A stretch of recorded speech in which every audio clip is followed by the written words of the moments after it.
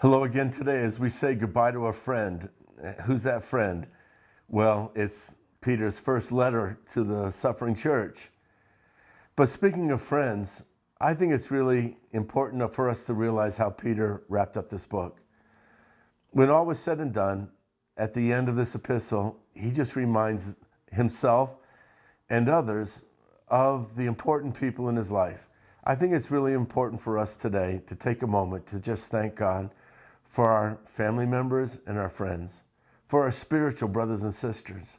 You know, it's such a blessing to have other people in our life, and it's so important to not take them for granted.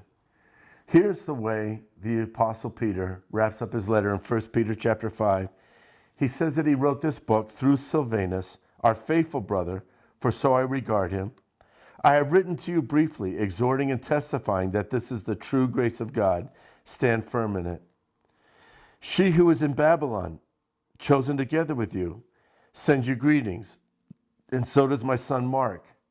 Greet one another with a kiss of love.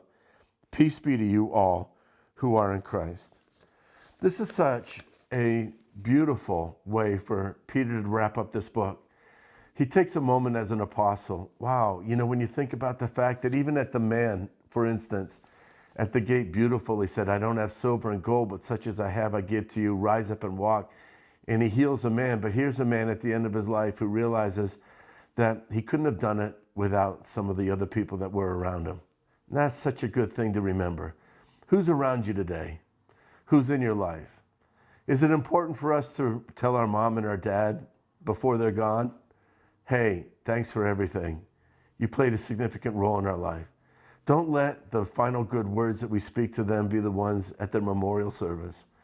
Here we find that Peter just thanks a good friend named Silvanus. And how does he describe him? In one simple word, faithful. Faithful friend. So let's remember the people that are faithful to us through thick and thin, who know our faults and our flaws, and they still love us. Then he mentions a woman that was of strong help in the ministry and wanted to express her love for these believers that were struggling as well.